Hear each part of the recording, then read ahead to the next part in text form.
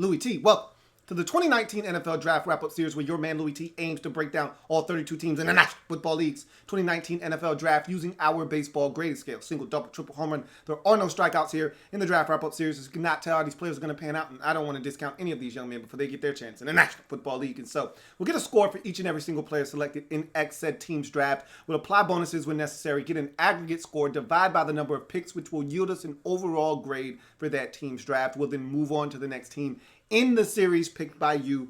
That's right, you, the viewer out there, are in total control, as this is the You Pick format. Simply be the first to leave a comment in the comment section of this and future videos in this series stating two things: the phrase next, and of course, the team you'd like to see next. Some examples would be Cincy, next, Sin, next, Bengals. You get where I'm going with this. As a matter of fact, the next team up in the series is none other than the Cincinnati Bengals. Who they? Now, the Bengals, I didn't realize this, and I was talking to my man BST2, and he brought up a very valid point that I had no idea. Again, I'm not into the intricacies of each individual team like a fan is. So if you're a fan of a specific team, you go through the day-to-day minutia. You go through the injuries, the ups, the downs, the bumps, the bruises. You know everything about your team. So I rely on a lot of you guys to give me this kind of feedback and give me this kind of information, because a lot of times this stuff isn't privy to me. I'm not aware of a lot of these things. So nonetheless, I was talking to him after the news of the injury that we'll talk about here in a second. And he said, you know, we just have the worst luck. We just have bad luck, and we're cursed. And he listed the first round picks of the Cincinnati Bengals that have gotten injured, and it's the last like 5 or 6 straight that haven't played a full 16-game slate in their rookie seasons for the Cincinnati Bengals. It's been a while. I mean, you look at William Jackson III. He got injured in his rookie season. Billy Price got injured, I think, during the combine. He wasn't ready to go at the beginning of the season, if I'm not mistaken. Now, they knew what they were getting, but still, he was still injured. John Ross, we know about all his issues with injuries and not being able to stay on the field and stay healthy. The list goes on and on and on. I mean, he said the last time they had a first-round pick stay healthy and play all 16 games in their rookie campaign was It's A.J. Green. Do you know how long ago that is? Look, I'm not here to talk about the misfortunes of the Cincinnati Bengals. What I am here to talk about is the 2019 NFL Draft. The thing that I've loved about the Bengals, and you say what you want, I've been a sucker for the Bengals over the years. I'm guilty as charged. Some people are suckers for the Jaguars. Others are suckers for the Detroit Lions every year.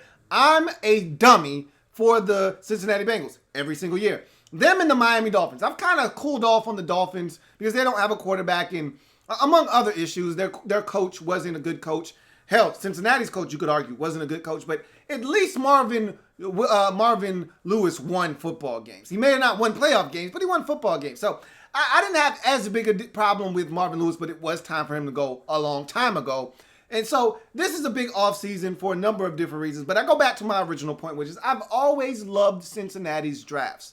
You say what you want about Cincinnati. They can't win in the postseason. They need to fire Marvin Lewis. Their ownership stinks. They're cheap. You say whatever you want about the Bengals. Most of it probably true. However, also make sure you add in at the end, when you're done listing all the things you don't like about them, make sure you say that they do draft well. That's the reason why they can be cheap. That's the reason why their ownership isn't great. That's why they don't have to change head coaches, and they're competitive just about every year because they have a roster that allows them to do so. Now, again, injuries will decimate any team in this league and bring them to their knees, screaming, mercy, mercy, mercy. Cincinnati had a bevy of injuries last year. And so that was a team that I kept talking on my podcast, Louie Tee Network podcast. Don't forget about that. Check it out. We'll talk about that more during the breakdown. But I think this is a team that started out the season 4-2, 4-3, something like that. Had a tough loss on the road versus Carolina, I believe. And I think that's when the season started to spiral downward. But this was a team that I believed in last year. I believe in the year before that because they have talent. They draft well. They restock the cupboard. That's why they can be cheap in free agency and allow guys to walk like Marvin Jones and Mohamed Sanu. Check, 1, 2, 1, 2. Guess who? Mohamed Sanu. Why? Because they replenish, they restock. They are able to bring in cheaper, younger labor that's just as talented, and they do as good a job as anybody in the league. And so I have always been a fan of Cincinnati and what they do in the draft. This was a solid draft, not up to the standards that I've set for Cincinnati over the years in the draft, but with a new head coach in Zach Taylor and a new direction, and you're hoping it's a new day in Cincinnati. Cincinnati Bengals fans have been waiting for the day that Marvin Lewis was no longer their head coach. That has come to fruition. Now let's see what they do. Andy Dalton's still your quarterback. It's A.J. Green back healthy off the toe. Hopefully he's ready to go. And hopefully you've got a team that's ready to compete and do some big things in 2019. Let's look at the draft, because these players are going to be instrumental in your success if you're going to take that next step to be a competitor in the AFC North, which has gotten exponentially tougher with the Browns now looking like a real serious contender, on paper at least. The Pittsburgh Steelers, we always know they're going to be around, whether they're going to be Super Bowl contenders or just a threat to try to be a playoff team. They're going to be around. And obviously, the Baltimore Ravens look like they're here for the long haul. So this is the team right now that's bringing up the rear in what is one of the toughest divisions in all of football. They've got to get their act together. Let's see what they were able to do in the 2019 NFL Draft. We start in the first round. This is bittersweet here. 11th pick overall, offensive lineman out of Alabama, Jonah Williams, is the pick to get this Bengals draft underway.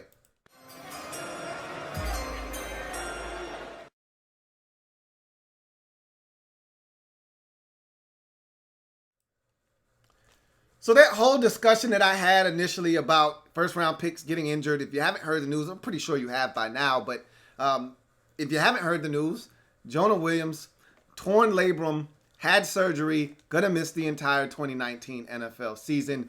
That hurts, that stings. I've been there before where you get a high-level draft pick, not necessarily first round, but you get a high-level draft pick, first, second round. They all feel the same. And they go down to injury, and they're going to miss the entire season. It happened to my Redskins a couple of years ago with running back Darius Geis in the preseason. We got all of 3 or 4 carries out of him, tears his ACL, done for the year. So I know the feeling, and it sucks, but you'll be fine, okay? You'll be okay. But that doesn't take away the sting of losing a guy that was going to allow you to do some big things up front along your offensive line. With his injury now, you kind of go back to an offensive line that you have question marks about. With him in the lineup, you felt damn good about the offensive line, and that's always been one of the issues in Cincinnati is if, look, we keep Andy Dalton upright, he can be the 2015 Andy Dalton that was on his way to an MVP candidacy. If he's healthy, if the weapons around him are healthy, and the offensive line is any good, Andy Dalton can be special. That's always been the sentiment in Cincinnati amongst a lot of the fans. The problem in Cincinnati has been the offensive line has never been healthy or good. And so there's always an issue there. He was going to come in, man up the left tackle position. That was going to allow you to slide over Cordy Glenn to guard. And look, I'm not a Bobby Hart fan, and you gave Bobby Hart starters money in the offseason. Thought that was a regrettable offense, but hey, it is what it is. It was going to make your offensive line better, period. So losing Jonah Williams, it hurts in the short term, but remember, he'll be back. He'll be back. So this is bittersweet. This is really bittersweet, but nonetheless, first round, 11th pick overall. Let's get to your needs, and we'll take offensive line, specifically tackle, here off the board, but I just thought you needed help on the offensive line. I mean, John Jerry most likely is going to step in at guard. I don't love John. You don't love John Jerry. You don't want John Jerry starting. I'm hoping another guy that you drafted in this particular draft shows well enough in the preseason that he gets the nod and not John Jerry. But most likely you're going to go with the veteran to start, and then maybe as the season progresses, young guys will start to get their opportunities, and we'll see what happens. But nonetheless, you go through the needs quickly.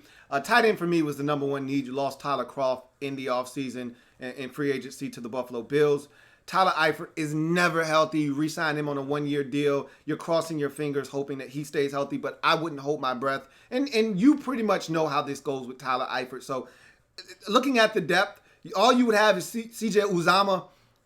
I wouldn't want to just go into the season with CJ Uzama as my only option at tight end if anything would have happened to Tyler Eifert. So there's a number of guys that you have, including Moritz Boehringer, who I didn't even know was on your roster as a tight end, looking to make that conversion from receiver to tight end. That's cool, but you need some guys that you can actually bank on. And so tight end, to me, the biggest need going into the regular season. Offensive line, obviously a need in Cincinnati. Always, it seems like it's the case. You could use some depth at guard, some competition there. You could also use some tackle help, which is what this was going to provide you with, some relief there. Linebacker, no more Vontaze Burfict. He seemed to be in and out of the lineup all last year, but you just add him to the list of guys that were in and out of the lineup in Cincinnati last year anyway. Bottom line is, he really hasn't been the same guy for me in about 2 years or so. So it's not like you're going to miss the production, but it's a name. You're missing a name on the roster. You need more depth at linebacker. You got a bunch of guys, Malik Jefferson, and some of these guys you've been drafting over the years that have been solid for you, but they're not game changers. I don't know if you got one in this draft, but you got a guy that I really like in this draft. Actually, two guys that I actually think are solid football players at the linebacker position in this draft. You just needed more depth at linebacker, and I think you got that in this draft as well. Defensive line, this wasn't as big a need as you move back in this draft to those last three needs. They're not as big needs in this draft, but they're for depth purposes. You got Andrew Billings and, of course, Geno Atkins still up front. You just need depth behind those guys, and I don't think there's a ton of it on this roster necessarily. So adding a defensive lineman would be very wise if you're Cincinnati. They did that in this draft. Running back, this wasn't supposed to be a need at all. Mark Walton was supposed to be on this roster, but him and his off-the-field transgressions led to him getting released. And so you had to go back to the running back well once again. Don't love the depth behind Joe Mixon and Giovanni Bernard. So you had to do something. Gio is kind of getting at the end of his Cincinnati Bengal rope, if you will. So you're hoping that the two guys that you drafted are good enough to not only make this roster, but to potentially allow you to move on from a guy like Giovanni Bernard in the future, near future, that is. And then finally, quarterback. Look, everybody's been trying to push Andy Dalton out the door for the last 3 years, it seems like. Ever since he signed his extension in Cincinnati, everyone's been looking for the first exit ramp to get out of the Andy Dalton contract and get him out of Cincinnati. I don't know why that is.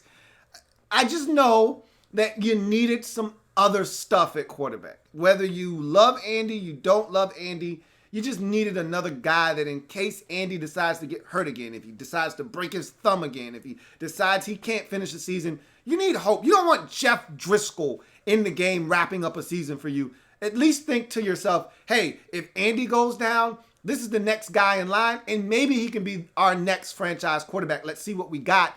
And you needed one of those guys, and I think you got a damn good one in this draft. So all in all, they handled all the needs that they had going into the draft. Let's talk about them. So obviously, Jonah Williams, it stings. Not going to play in 2019. That sucks, but let's break him down anyhow. 6'4", 302 pounds, 34-inch arms. The debate was, is he big enough to play tackle? I'm always a proponent of a guy getting an opportunity to play tackle before you just shoo him inside and say that he's a guard. He has to prove to you that he can't do it before you say that he can't do it. And they were going to give him every opportunity. And from all reports, he looked like he was going to be a stud. No pads are on, so you really don't know. But they loved what they have saw out of him early on in this process. And unfortunately, they're not going to get to see it in action in 2019. But 44 consecutive starts in his career, did not miss a single game, which is the irony of this situation. Didn't miss a single game, got to Alabama early as a graduate of high school, got there a semester early, got in tune to what they were doing, hit the field his freshman season, didn't look back, and unfortunately he gets to Cincinnati and doesn't even get to play a snap, and he's already going to miss an entire season. 29 starts at left tackle, 15 at right tackle. And so a physical offensive lineman that should get a shot at tackle where he starred at Alabama, although some traits and deficiencies point to guard possibly being his best potential fit at the NFL level. Has the temperament and movement skills of a tackle, but plays like a guard with the ability to pull, double team, climb to the second level, etc. Not a devastating finisher, but can be at times. Somewhat slow to adjust to inside counter moves. one of the reasons, along with limited length, that he was projected as a guard by many coming into the league. Now, his length, he's 33 and like 5/8 inch arms or whatever. I always just round that up to 30, the next highest number. So 34-inch arms, plenty long in this league to get it done at the tackle position. My biggest gripe with him was that those inside counter moves, he was slow to react to those. And you saw it in the Clemson game in this past national championship game where he struggled a little bit with Cleveland Farrell and some guys coming off the edge with some inside counter moves. But he didn't get beat often enough for you to just say, hey, kick him inside the guard.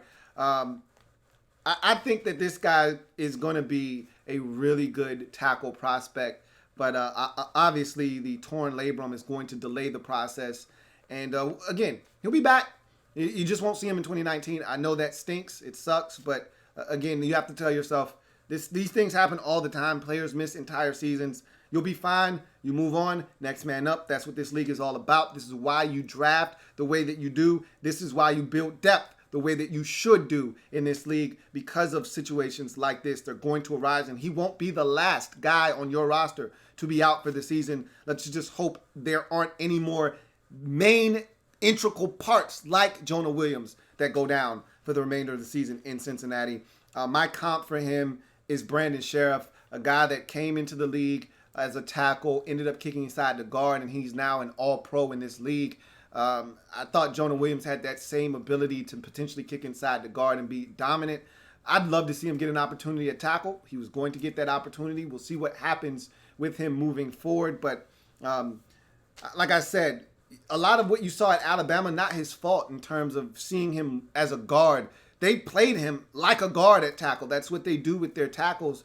Those guys down block a ton. Those guys are climbing to the second level off of double teams like they're a guard. You don't see them on islands as much as you would like to.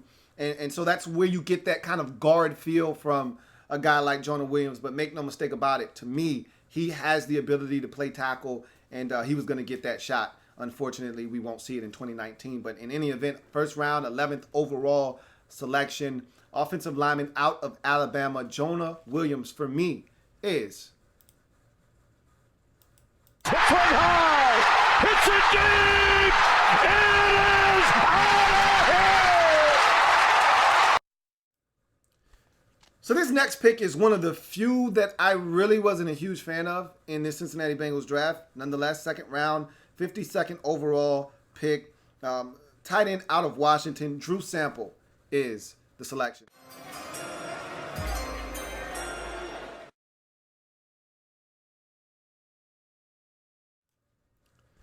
So this one was a no-no for me. And it's not the player that I'm necessarily annoyed by here. Drew Sample's not bad. Okay, this was a really deep tight end class, and he was one of those guys that just simply didn't get his just due because of how deep and talented this tight end class was. But there was a reason that Drew Sample kind of got lost in the shuffle, is because there were a lot other guys that were way more talented than Drew Sample in this draft. But I will explain the thought process of the Cincinnati Bengals. I'm not saying that they're right, and I'm not taking them off the hook, but I'm going to give you their justification for this selection, in my mind at least. Let's take tight end off the board, though, as they get rid of what I thought and perceived to be their biggest need coming into this draft. 6'5", 255 for Drew Sample. Ran a 4.71, which is really respectable for a guy his size. Didn't really see that on tape necessarily, so I was actually shocked that he ran a 4.7. Essentially, watching him on tape, he looks more like a 4.8 guy. But that being said, in a deep tight end class, oozing and dripping with talented pass-catching threats, Drew Sample simply got lost in the shuffle due to his monotone route running and tempo. But what he lacks in those areas, he more than makes up for it as a blocker.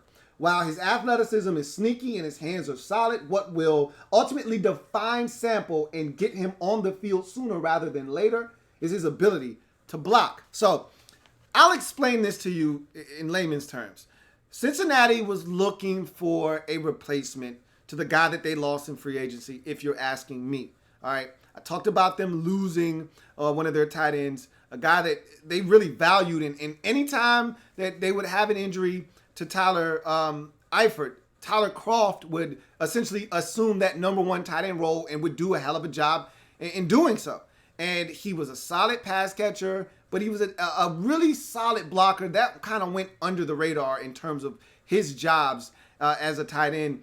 And in this league where there aren't many really quality, run blocking, pass blocking tight ends, Tyler Kroft was really solid across the board in everything that he was asked to do in Cincinnati. And so they felt the sting of not bringing him back. And they felt like they need, and again, with Tyler Eifert always getting injured, you could easily have made the case for them going and getting an athletic freak. There were plenty available, okay? The top 3 tight ends were gone off the board, but that shouldn't have stopped you from exploring a Dawson Knox or a Foster Moreau or all of the other guys that were left, a Jay Sternberger. I think all of those guys were still available at the time of this selection.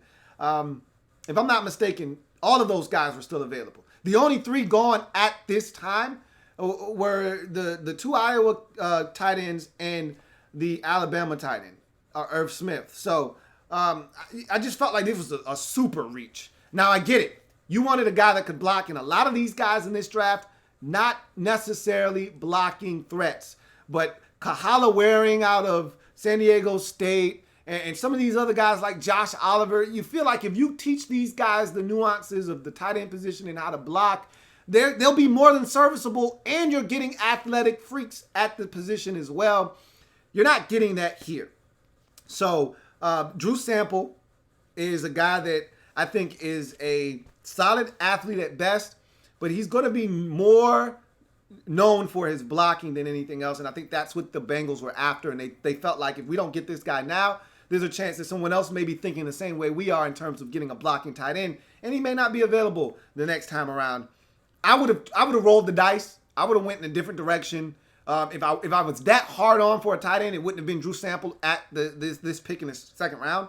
But if I wanted Drew Sample, if he's the guy that I identified, which obviously he was, I would have rolled the dice, went in a different direction, handled a different need at this particular point in the draft, and then doubled back in the third round and gotten Drew Sample. But you decided to take him here in the second round. I'm not going to kill you. I'm just going to tell you that I think that this was a little early for Drew Sample. That being said, second round, 52nd pick overall, tight end out of Washington. Drew Sample for me is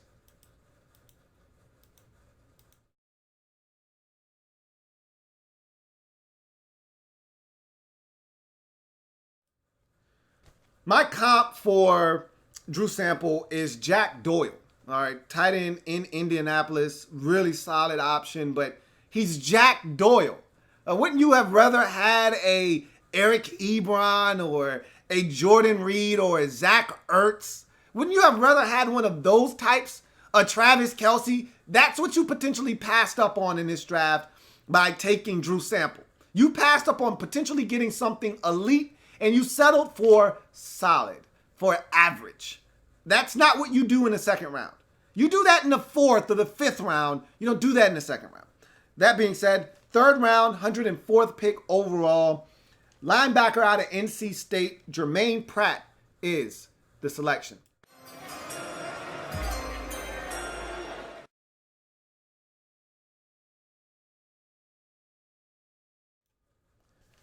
Now, this is a pick I can get with right here. This is a guy that I identified in what was a very, very subpar linebacker draft class as a guy that I thought was the next notch down from the top 2. The 2 Devons were a head and shoulders above everyone else in this draft at the linebacker position.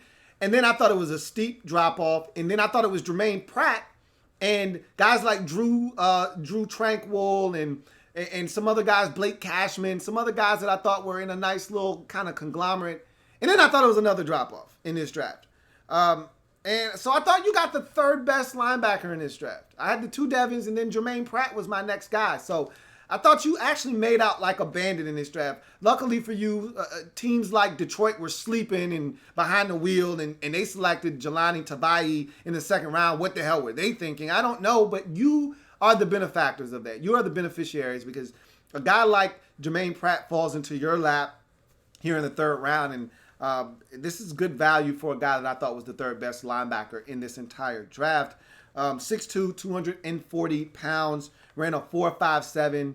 ex-safety turned linebacker, and you kind of see those skills playing themselves out on the field. But he's not any ordinary ex-safety turned linebacker. He got to actually build his body up. Normally, when you hear ex-safety turned linebacker, you're talking about a 227-pound, 231-pound linebacker. This is a legit 240-pound man. We're talking about grown man.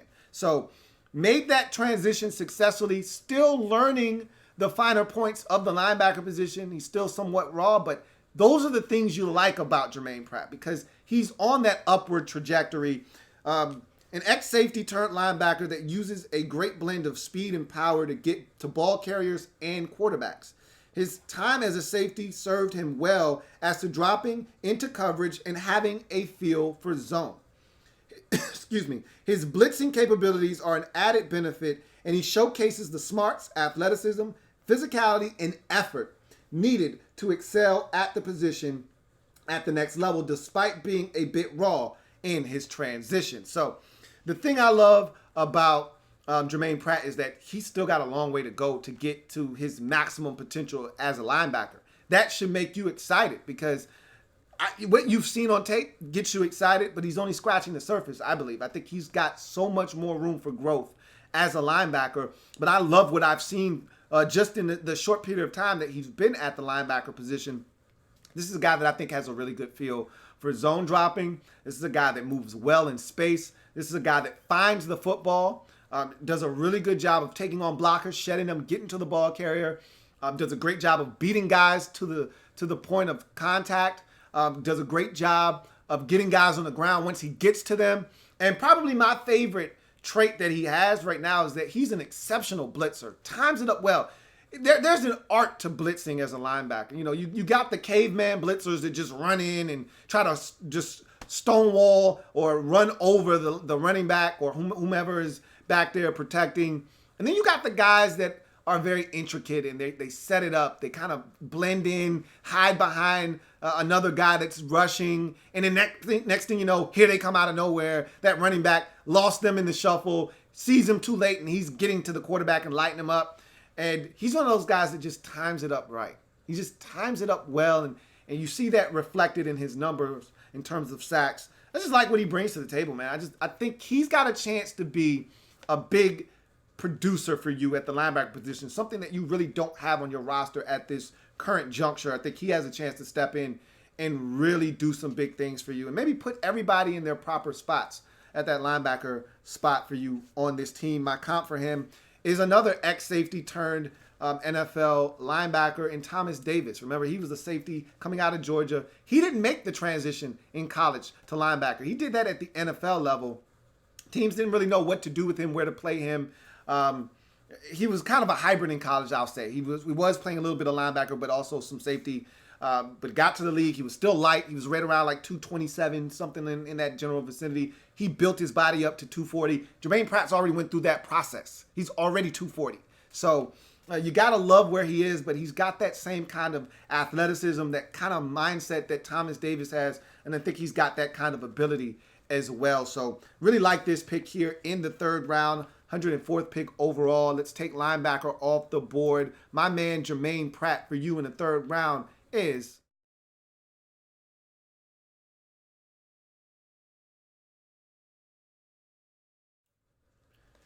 So you go to the fourth round now, back-to-back Wolfpack, 104th overall selection. Quarterback out of NC State, Ryan Finley is the pick.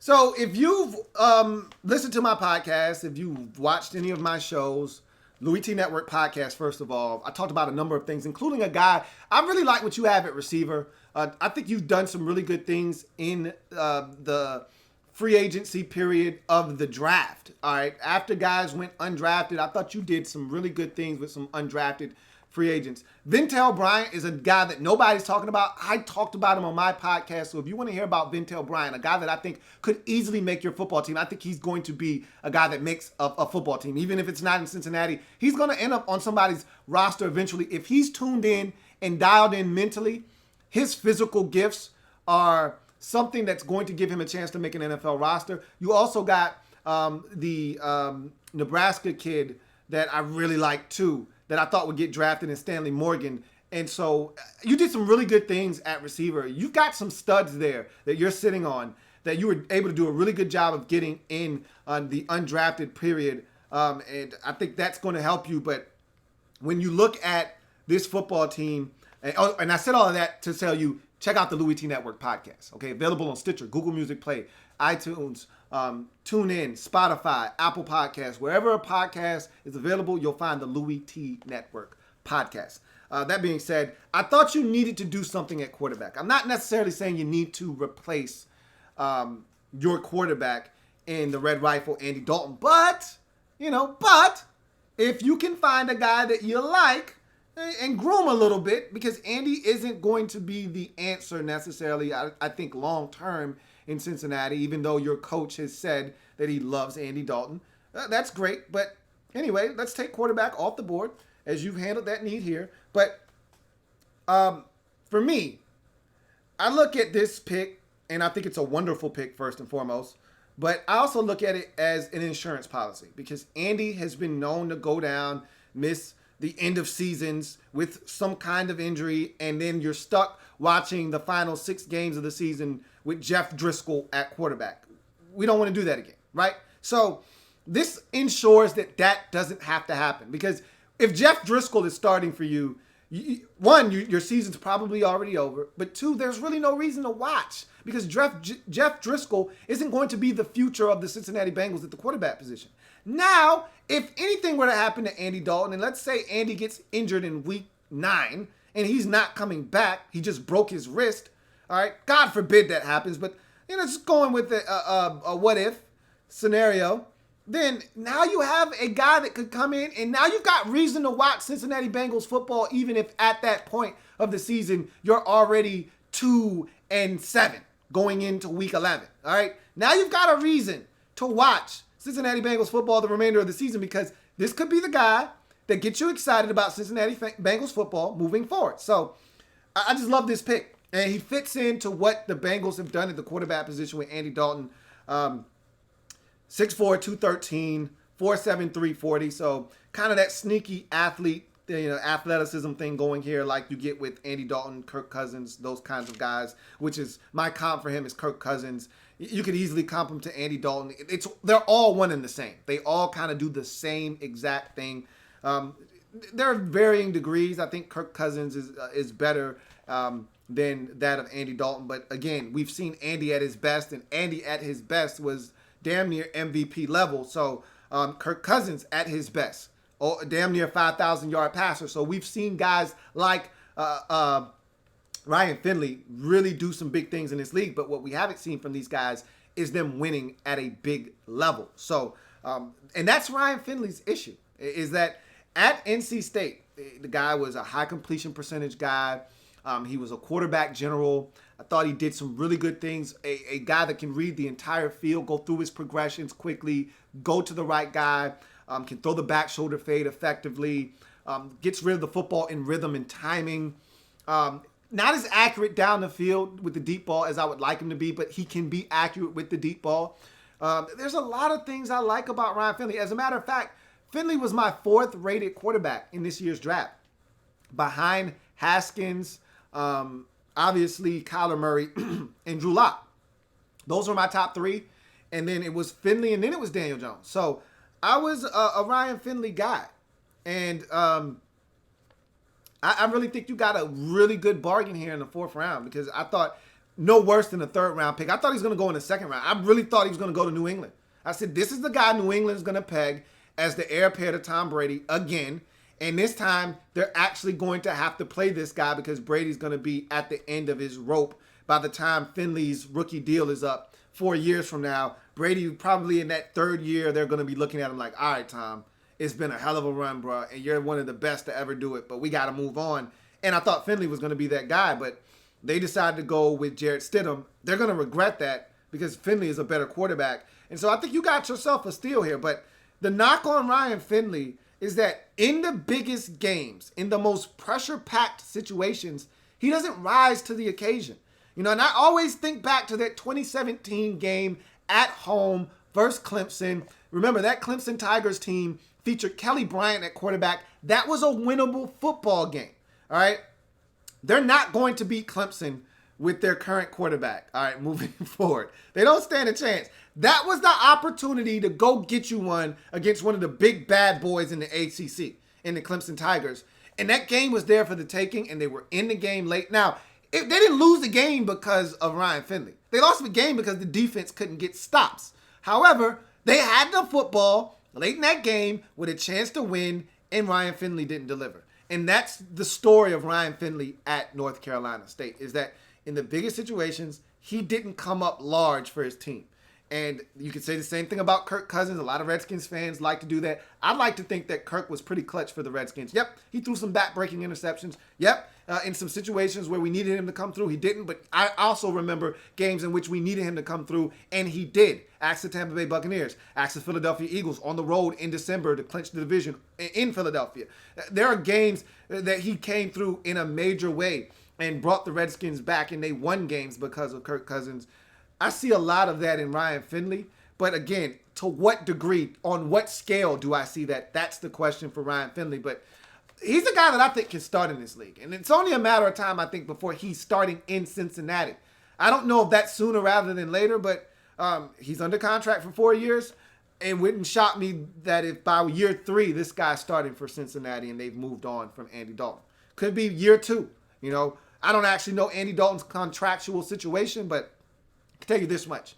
You got yourself what amounts to somewhat of a mid-round steal here with Ryan Finley. And you saw it as a steal as well. That's why you traded up to the very first pick in the 4th round to get him, because you understood that he had no business sitting here for you to select in the 4th round, and you knew you needed to do something, and you did it. You moved up, and you took a guy that probably shouldn't have been on the board in the 4th round. So, love this pick. 4th round, 104th pick overall. Quarterback out of NC State. Ryan Finley, for me, is...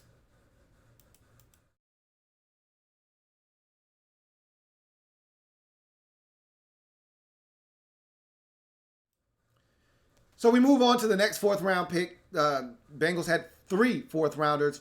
125th pick overall. Defensive tackle out of Arizona State. Renell Wren was the select.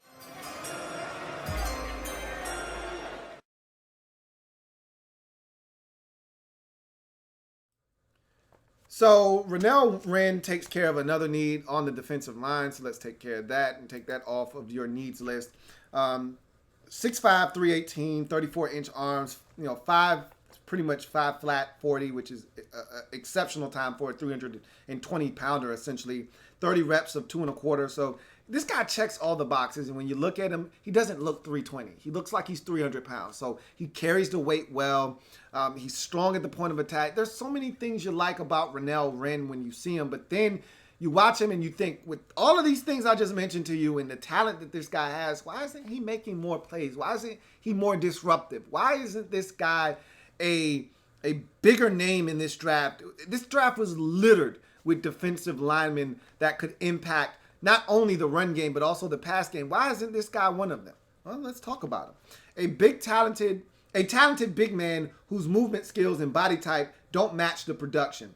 To say Wren underachieved while at Arizona State would be a massive understatement. And although 2018 was a breakout year, it was still littered with uneven play. Still, his ability to stand his ground at the point of attack, even versus double teams, and the quickness to disrupt plays early on in the rep makes Wren a very tantalizing defensive lineman prospect. So I think what teams will love about Renell Wren is he's got things you can't teach. Either you have them or you don't. He has them. So what that means for them is, look, we're not coaching a guy that is an overachiever. We're coaching a guy with a ton of talent. And if we get him to take to the coaching, we could have ourselves a starting caliber defensive tackle that could really do some big things in this league. So from that standpoint, you feel like we got ourselves a player here. We got ourselves a nice slab of clay to work with. But at the same time, this guy hasn't hit his peak at any point. This guy hasn't really maximized the talent, and you don't really know if he's ever going to do that. But I'd much rather have a talented guy that I'm going to have to try to get that talent out of than a guy that doesn't have the talent and I'm still trying to get whatever he has out of him. So from that standpoint, I think he's a solid defensive lineman. I wasn't blown away, wasn't moved by him nor this selection, but I understand the pick and you needed depth on the defensive line, and this is a guy that will give you exactly that. My comp for him is Broderick Bunkley, a guy that I remember coming out of Florida State. I thought he was going to be a beast. He was pretty much solid, and he never, to me, materialized into the type of player that I thought he was going to be. He was a first-round pick. I don't think he ever played to that first-round pick status in Philadelphia or New Orleans. So I'm challenging Renell Wren to outplay his fourth-round status.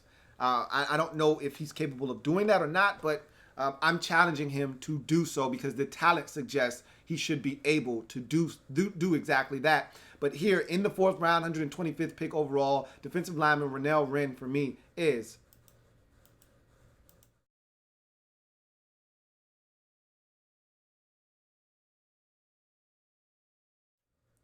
So you move on to your final fourth round pick, 136th overall, offensive lineman out of the Ohio State University. Michael Jordan is the pick.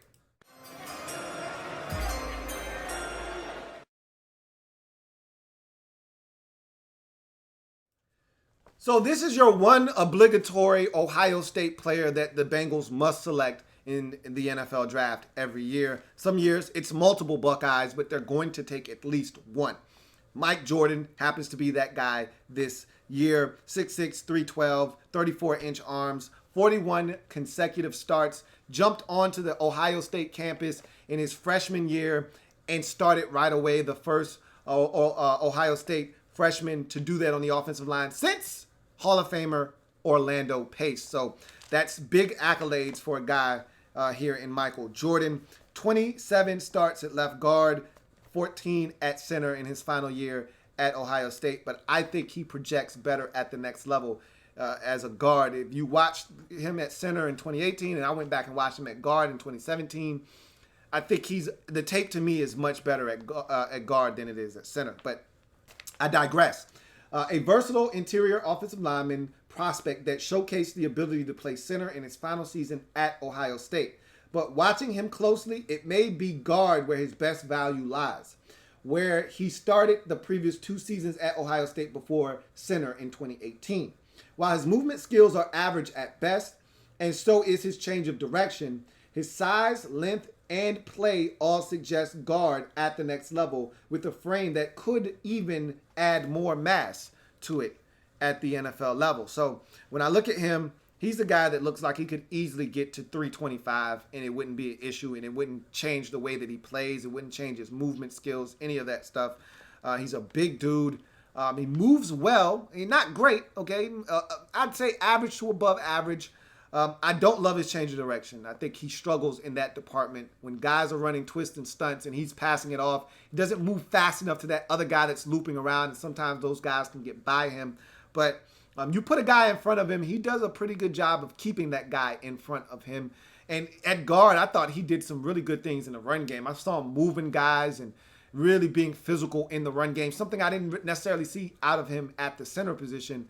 I thought he was a lot more assertive at guard, and I prefer him as a guard. And I think the Cincinnati Bengals agree with me as they have him listed technically right now as a guard. But again, shit happens, as we've already seen with Jonah Williams. Things change. He may easily be moved. If an injury were to happen to Billy Price, they may say, hey, we need you at center. I think that he's going to stay at guard. And I tell you what, I talked about this earlier, and I alluded to wanting to see a guy in this draft get an opportunity at guard.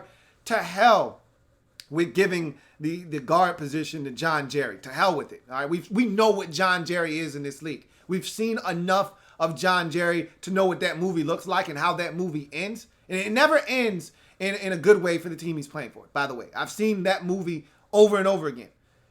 Well, why not give Michael Jordan a shot? You know, why not give Mike a chance? Like Mike, if I could be like Mike, let's give Mike a shot. Be like Mike, oh, whoa, whoa. Let's see what Mike got. That's what I'm saying. Like, to hell with John Jerry. Let's see what Mike has. But again, Mike's got to prove to you that he's capable of stepping in as a rookie, as he did at Ohio State, and getting the job done. But if he's able to show you some stuff in training camp into the preseason, man, if you don't put Mike ass in at guard and tell John Jerry to sit his old ass down. Anyway, my comp for him is Billy Turner, the ex North Dakota State product that came into the league as a tackle guard prospect. Got some opportunities at guard, took advantage of it, moved on from Miami to Denver, where he probably played his best football, parlayed that into a contract now with the Green Bay Packers, where he's going to get an opportunity to start at guard. So really think this guy has a lot of that Billy Turner feel to him in terms of size, length, and ability. So we'll see what he's able to do. But nonetheless, in the fourth round, 136 pick overall, offensive lineman out of the Ohio State University, Michael Jordan is.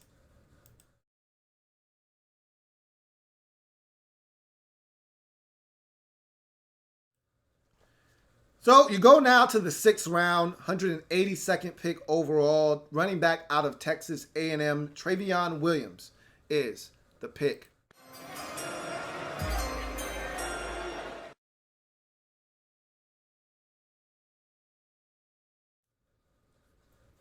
In a draft where there wasn't really a huge, it wasn't top heavy. You know, there wasn't an alpha male necessarily. You could argue Josh Jacobs was it, which is why he was the lone first round pick at the running back position. But I think it was just the low mileage, the ability to run, catch it, pass block. There was just so much that he could do, so much value he could bring to the table, so much untapped potential because he shared the load at Alabama that I think it attracted him to teams potentially in the first round. But I thought that this was a draft full of really quality backs. And this was a guy that I thought really got swept aside and got kind of caught in the running back mumble jumble, if you will. This is a guy that I think I had rated as my fifth or sixth, no worse than seventh back in this draft. You know, I love some of the guys at the top of the draft. I love Devin Singletary. Okay. I loved David Montgomery. You know, there's some guys that those are football players. Love those guys. Thought that Jacobs deserved to be the number one back in this draft class. But after those three, you could argue that guys like Travion Williams deserved a look. And so I thought you got yourself a steal here, to be honest.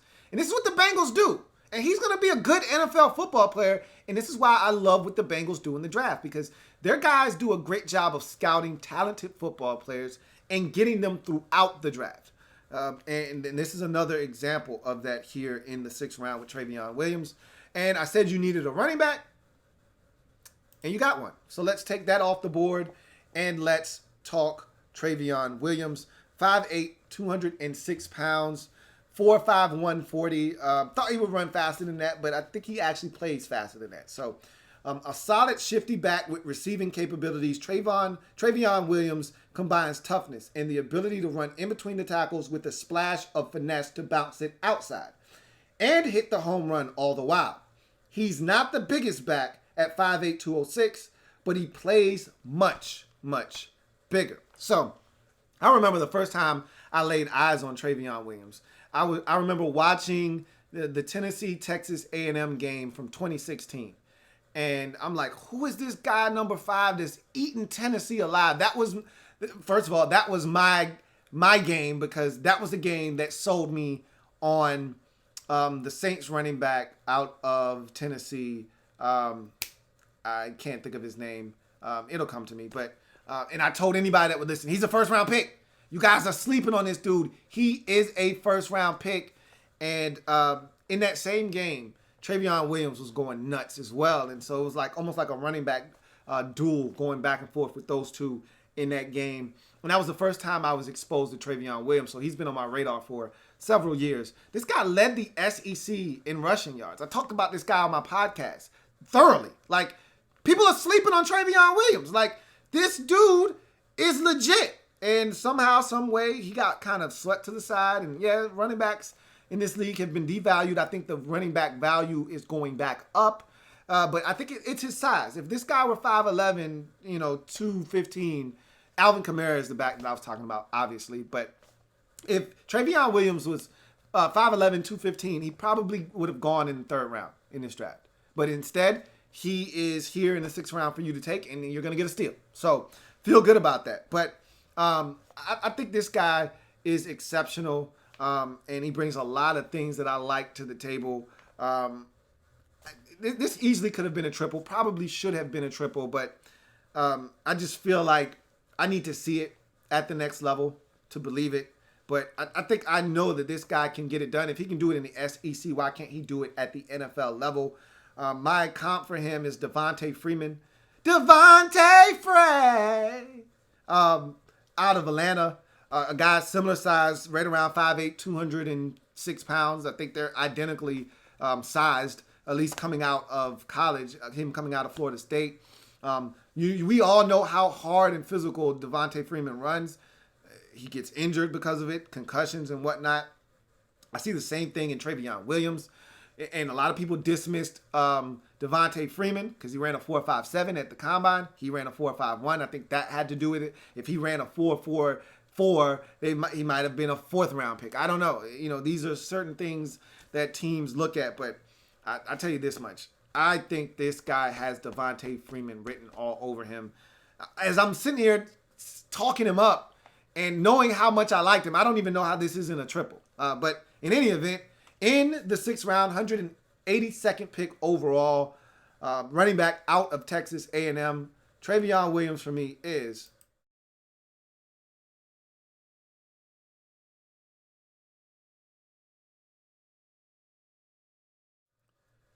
so I guess I did make it a triple then. All right. I felt like it should have been a triple, and it is a triple. So good. I'm glad I did that because that felt like that was supposed to be a triple. Nonetheless, we go to the 210th pick overall in the sixth round. Linebacker out of Auburn, Deshaun Davis is the pick.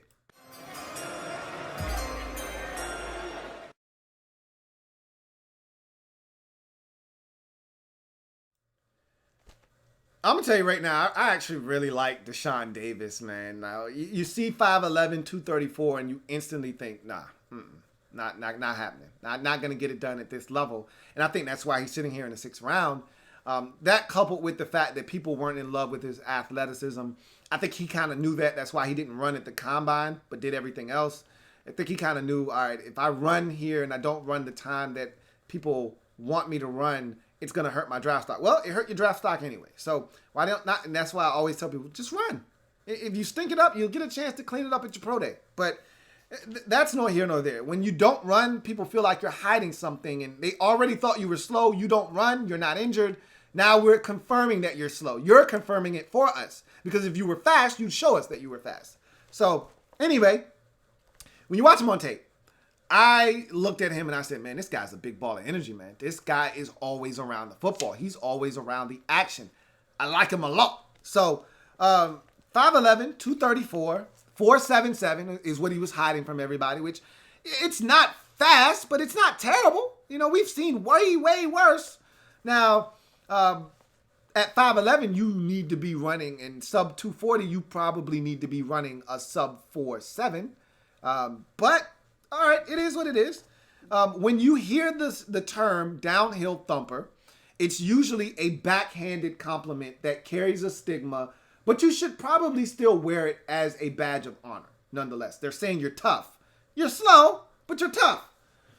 Deshaun Davis wears it proudly and plays with an aggression and a level of instincts that makes him intriguing. Size-wise, yep, he's limited. Coverage-wise, yep, he's limited. But he's not lacking in the aggression, energy, heart, or physicality departments, which give him a chance to crack an NFL roster. I like this dude. I like his temperament. I like the way he plays on the field. I like his edge. He seems like a Cincinnati Bengal. He's the guy that after the play is getting up talking shit. He's the guy that makes the tackle and he drags you down by your legs and then he throws your leg when he gets up. Kind of a little spicy, you know what I mean? He's got a little bit of spiciness to him. You're like, hey, bro, you doing a little too much. And he gets up like, do something about it then. He's one of those guys. The Bengals have been that team. And in order to keep that Bengals-Steelers rivalry alive with the nastiness, you need some guys that are a little spicy. a little rough around the edges. He kind of brings that to the table. So, like what this guy brings to the table in that regard. My comp for him is Mason Foster. You know, I see a guy that is a little too slow, is a little bit of this, a little too much of that, and no one really thinks that this guy can make it at an NFL level as a starter. And Mason Foster defied a lot of those odds. He's been a starter in this league for quite some time.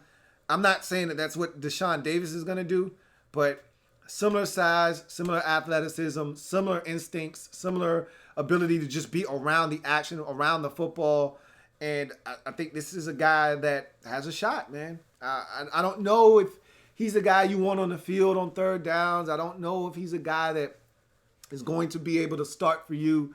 But, you know, I think he's definitely a guy that can help you on specials right away and a guy that can be a rotational depth linebacker. And if in a pinch, you got to put him in and ask him to give you a ton of reps in any given game. I think you'll be more than satisfied with what you get out of Deshaun Davis. That's just how I feel. So here in the 6th round, 210th overall selection, linebacker out of Auburn, Deshaun Davis for me is...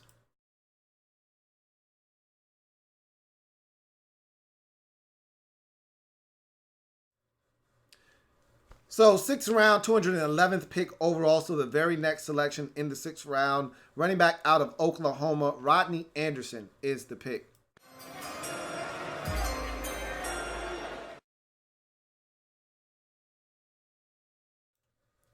So I love this pick as well. And I've talked about this, and I've always talked about this, and I always talk about this every year.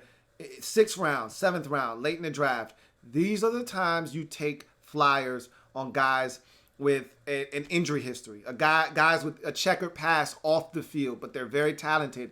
Guys that are making a positional switch, very raw, but they have the height, weight, speed measurables you're looking for. Small school prospects that lit it up that you're not sure about, but they look the part of an NFL player. These are the times you take those kinds of guys. These are the times you take those risks. Why? Because you minimize those risks by taking them in the 6th and 7th round. If they work, great, you hit a gem. If they don't, it's a 6th or 7th round pick. It's not going to cost you a lot. So this is a guy that is tailor-made for the 6th or the 7th round. And to me, if he hits, you get a 2nd round back in the 6th round. That's the kind of talent you're getting here in Rodney Anderson. I love this guy's game, man. And to me, and remember, I talked about this with Alvin Kamara and with specific players. They've got keystone games. That one game you turn on and you say, if you want to know why this guy's an NFL talent, if you want to know why this guy is a 2nd round talent or a 1st round talent, just watch fill in the blank game. For me, with Alvin Kamara, it was the 2016 Texas A&M game. You want to know why Alvin Kamara in my book is a 1st round pick? Go watch the Tennessee game, the Tennessee versus Texas A&M game. On the road and what he was able to do in that football game. Showed you everything that you would ultimately get from him at the NFL level.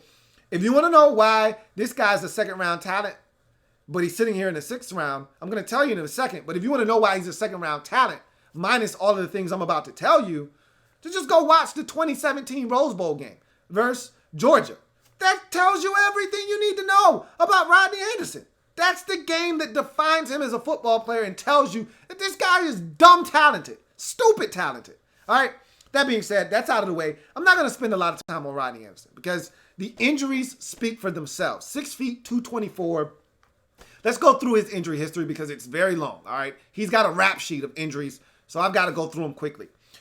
2015, 2nd game of the season, broken leg. He fractured his fibula. Done for the season. 2 games in.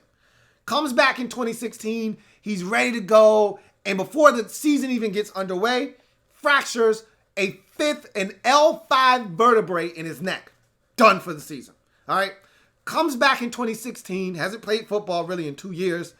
And he's outstanding. All right.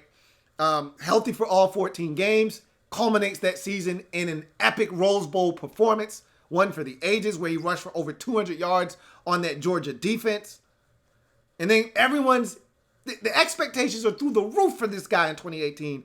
You look at some mocks going into 2018's college football season, and you're going to find Rodney Anderson's name at the top of that running back group, top 3 or so. Tears his ACL 2nd game of the season in his right knee.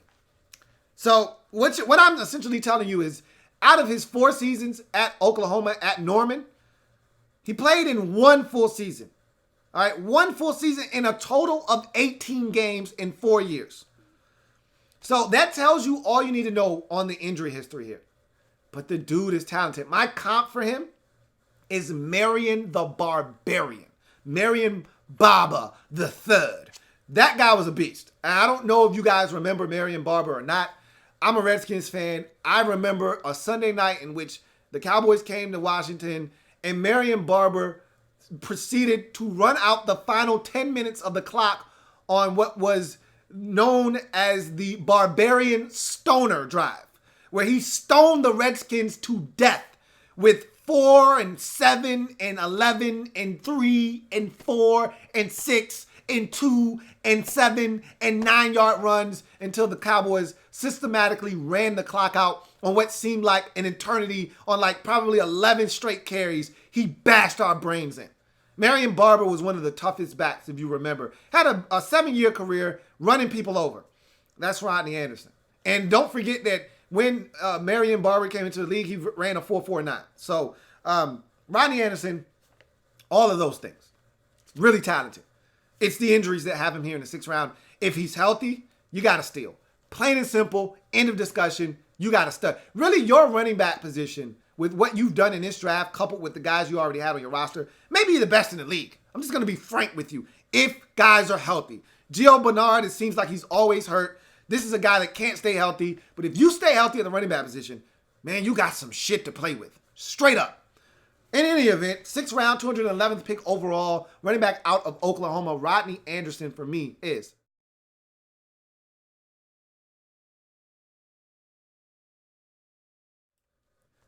Straight up, that's a triple pick. Really, it's a triple pick, but the injuries bring it down to a double. You wrap up your draft in the 7th round, 223rd overall selection, defensive back out of South Dakota State, Jordan Brown is the pick.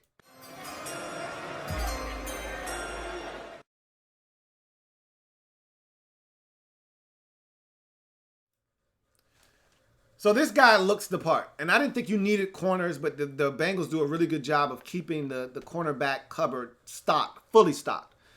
You've got cornerback for days. You've always got cornerbacks for days.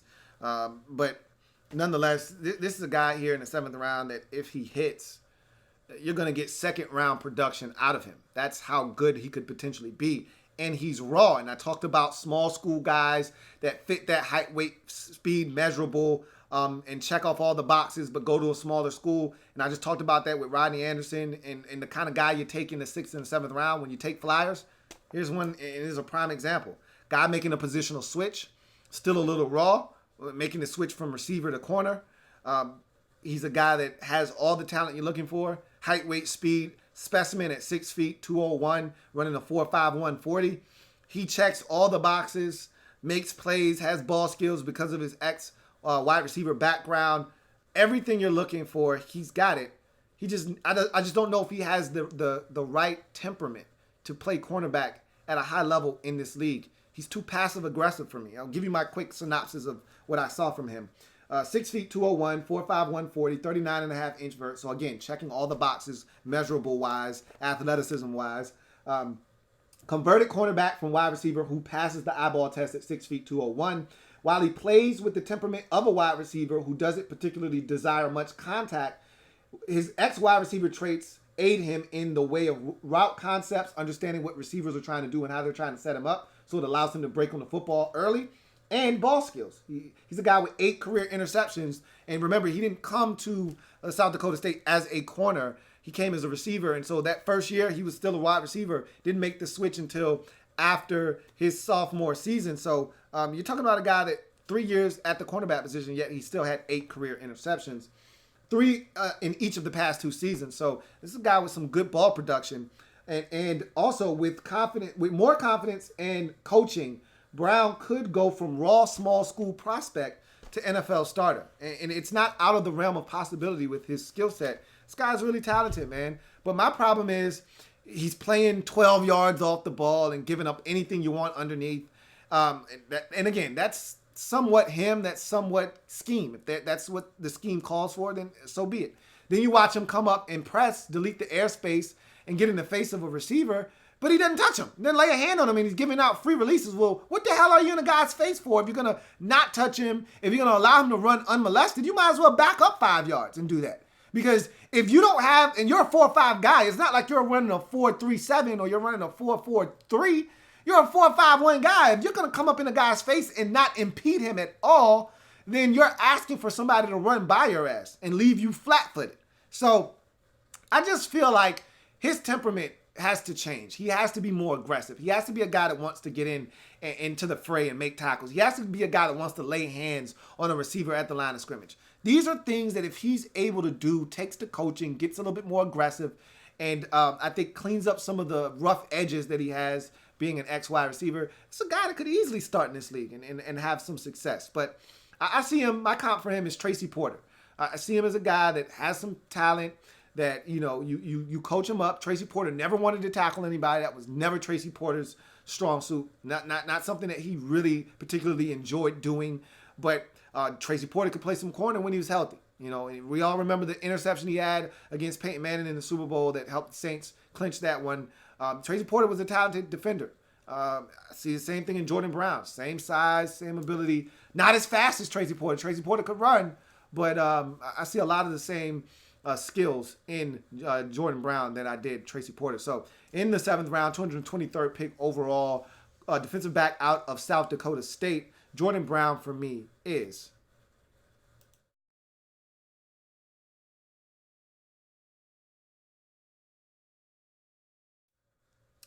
So it was a really, really solid draft for Cincinnati. I've set the bar really high for the Bengals in terms of their drafts, though. I mean, they've set the bar so high that it's going to be hard for them to meet it year in, year out. But again, this was a really good draft. And if some of these guys that are injured or some of these guys that I think have tremendous talent actually hit their apex and meet that full potential, then you're talking about a draft that will be looked upon as even better than I have graded it out to be here in the time being. And it has the potential to be one of these home run drafts down the road. If Jordan Brown in the 7th round hits, if Rodney Anderson stays healthy and is productive, if Jermaine Pratt is what I think he is in the 3rd round, hell, if Drew Sample is better than and I don't think he's going to be any better than Tyler Kroft was for you as a 2nd round pick. Again, I think you've reached there, but obviously there's some stuff in this draft that could explode for you.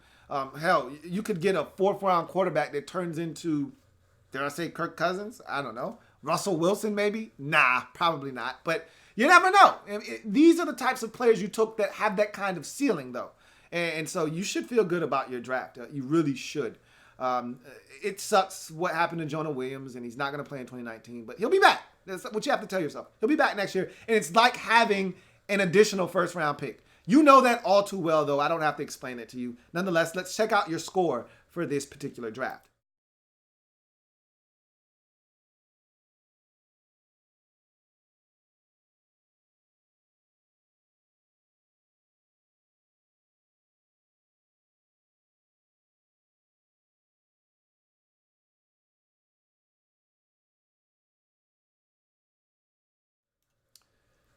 So Zach Taylor's got some new toys to play with. This defense is going to look vastly different in 2019.